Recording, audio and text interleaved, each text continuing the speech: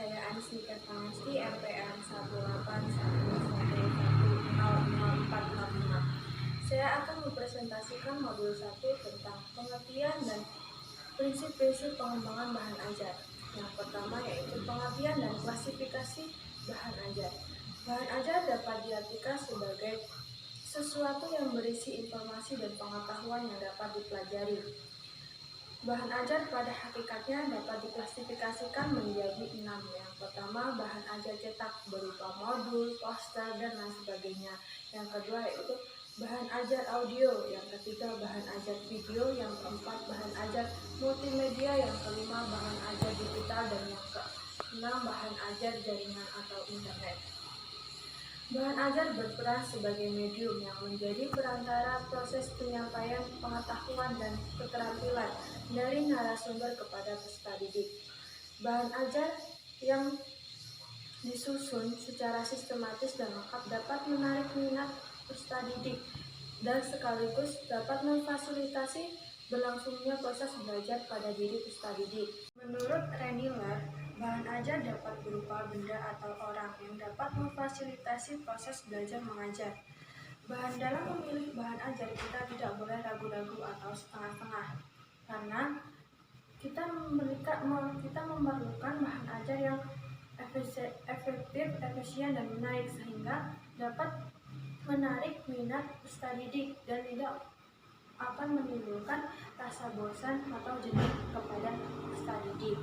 Bahan ajar yang dipilih untuk digunakan dalam mendukung sebuah program pembelajaran harus memperhatikan hal berikut. Yang pertama, akses. Yang kedua, biaya produk. Yang ketiga, dukungan terhadap aktivitas belajar mengajar. Yang keempat, interaktivitas dan kemudahan dalam penggunaan.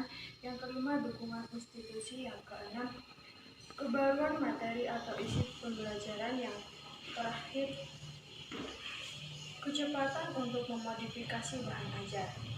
Kriteria bahan ajar yang efektif dan efisien untuk digunakan dalam aktivitas belajar dan pembelajaran memiliki beberapa indikator. Yang pertama, mampu meningkatkan hasil belajar peserta didik. Yang kedua, mampu memotivasi peserta didik dalam proses belajar secara berkesinambungan. Yang ketiga, mampu mengaktifkan dan meningkatkan peserta didik dalam mempelajarkan isi atau materi yang telah dipelajari. Yang keempat, mampu mengaktifkan peserta didik dalam mengaplikasikan pengetahuan dan keterampilan yang sudah dipelajari. Yang kedua yaitu pengembangan bahan ajar. Pengembangan bahan ajar pada hakikatnya merupakan proses yang sistematik yang perlu dilakukan oleh seorang pendidik atau instruktur. Aktivitas pengembangan bahan ajar berdiri dan memiliki sejumlah langkah dan prosedur serta prinsip-prinsip yang harus diperhatikan agar dapat menciptakan bahan ajar yang efektif, efisien, dan menarik untuk digunakan dalam proses belajar pada diri peserta didik. Langkah umum yang digunakan untuk mengembangkan sebuah bahan ajar adalah dengan menggunakan pendekatan ending yang terdiri dari sejumlah langkah yang sistematis, yaitu yang pertama, analisis, yang kedua, desain, yang ketiga, pengembang, yang keempat, implementasi, dan yang kelima, evaluasi. Secara spesifik, pengembangan bahan ajar pada umumnya terdiri dari sejumlah langkah yang bertahap. Yang pertama itu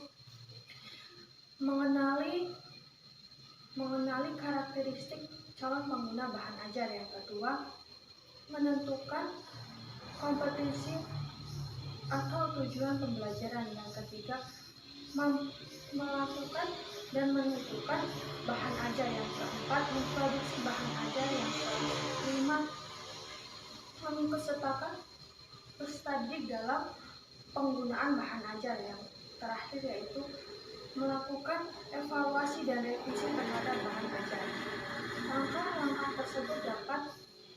Langkah-langkah tersebut secara umum dapat digunakan dalam mengembangkan sebuah bahan ajar. Namun dengan demikian pula perlu diperhatikan bahwa Ragam bahan ajar memiliki ciri khas tersendiri sehingga kita dapat mengembangkan bahan ajar itu sedikit berbeda dengan satu dengan yang lainnya. Sekian presentasi dari saya. Wassalamualaikum warahmatullahi wabarakatuh.